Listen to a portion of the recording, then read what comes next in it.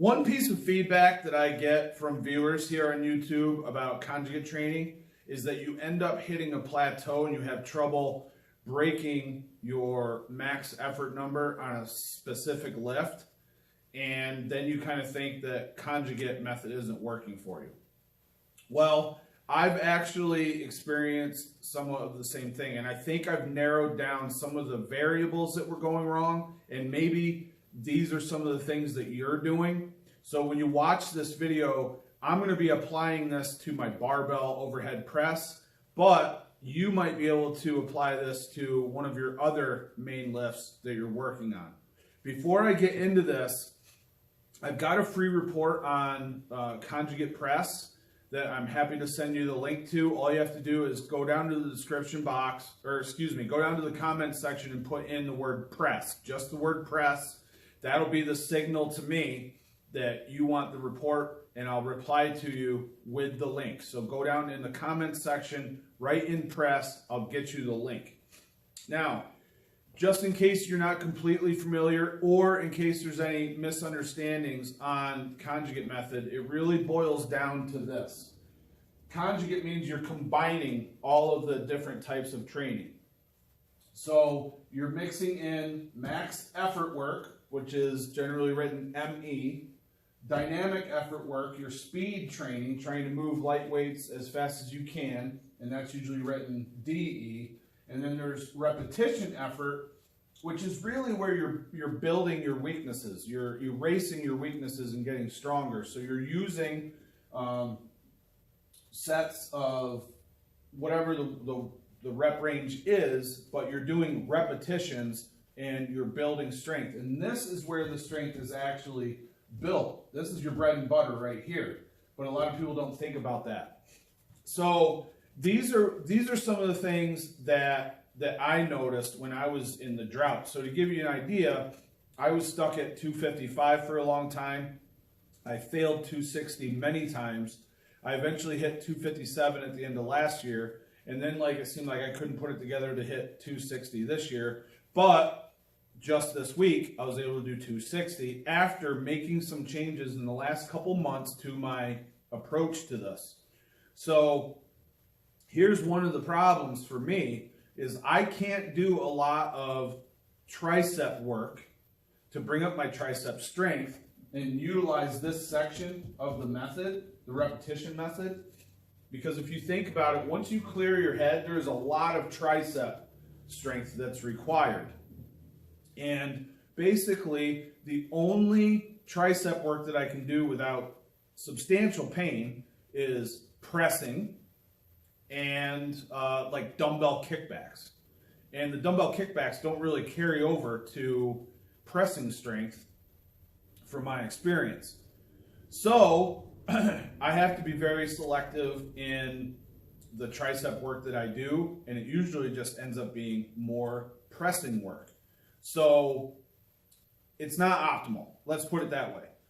The next thing I noticed is if I can't bring up the weakness in my triceps specifically with extra tricep work, then maybe there's something else I can work on.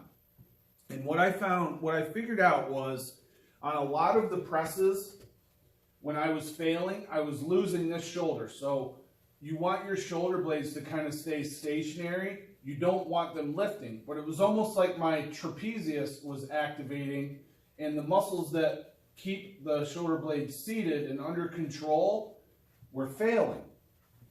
So what I started doing is during this repetition effort, I started really working on making sure my shoulder blades were staying seated where they were supposed to be. And now I feel that I'm much tighter, like a good stable tightness on my press. So how did I do this? First off, one thing that we do that may be different from some programs that incorporate conjugate is we include immediately after our max effort a drop down of around 85% where we go for 3 sets of 3. So we've been doing that for a while. I really like doing that. But what I started doing was really focusing my attention on keeping my shoulder blades properly seated in that rack position the whole way in order to train those muscles to fire properly on my max effort work. So the way that we do this, and because my triceps, my insertions give me so much trouble, is we don't max effort bench and press in the same week. Instead, what we do is week A on Monday is a press ME day. Week B on Monday is a bench ME day. And then again on C, it's a press ME day. And on D, it's a bench ME day. So for a while, we were doing Monday press and then Friday bench. Then the following week would be Wednesday press. And then the following week would be Monday bench, Friday press. So every other week there were 2 max effort pressing days, and that was causing issues. So this has been much better. Another thing that I feel people are having trouble with pushing past their press plateau is they're doing too much barbell press. Louis Simmons, Matt Wenning, all kinds of people talk about the importance of changing up your implements. This is something that I was not doing. So recently, I started incorporating the football bar more into the max effort day. Now, there's no schedule here, guys. It's not like I have this all mapped out. But usually what happens is week A would be barbell, week C would be football bar, week D might even be dumbbells or football bar again. But usually once a month, it's a press variation with a barbell. Okay, so here is some footage of some football bar work that I did recently, and I don't have the numbers here in front of me, but it's something like 235 or 245 on the bar.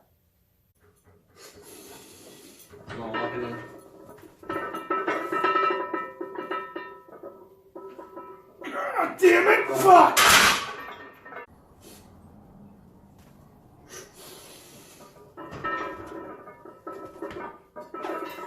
Come on.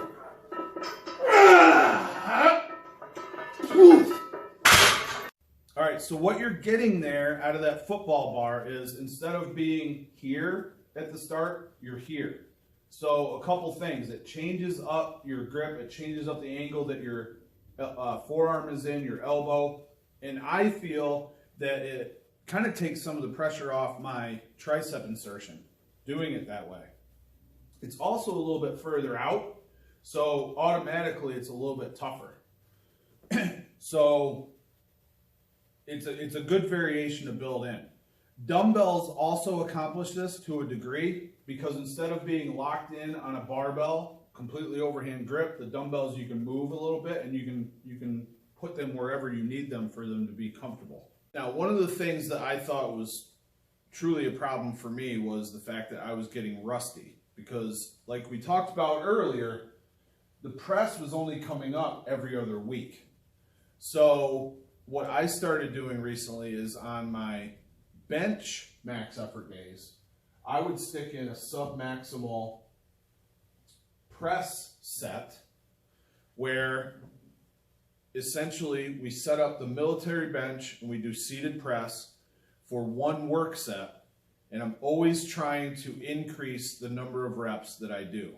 So on this particular day, we did some warm-up sets, worked up to 120, and then that was our max effort.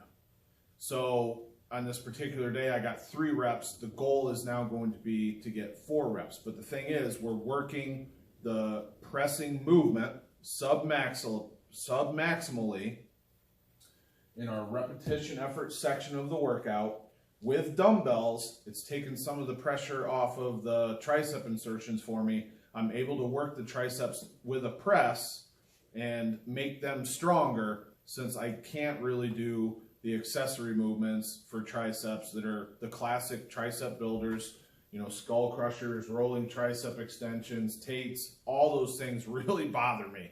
So I got to do more pressing, and this has really helped me out to knock that rust off.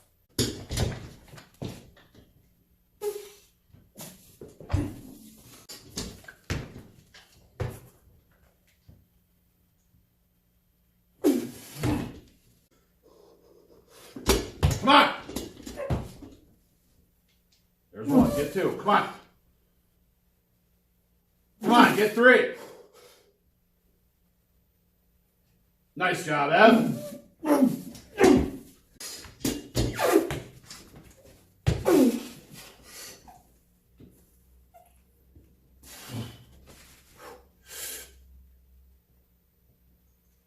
Come on, dude. That was much better. Let's go. One more.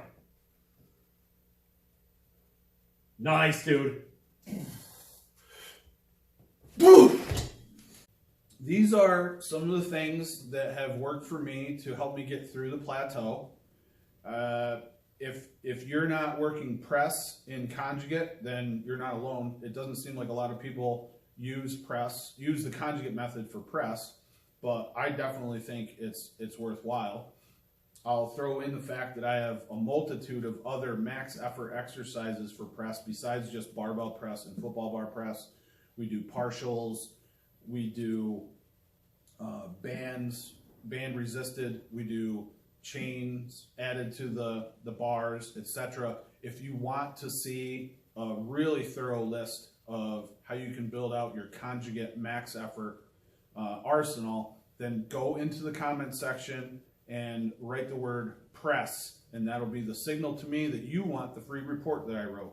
So press in the comment section, I'll get that over to you, and it'll be a good primer for you on Conjugate training for the press. Any questions on this, leave them in the comments section below. Be sure to give it one of these. Don't forget to subscribe, and all the best in your training. Take care.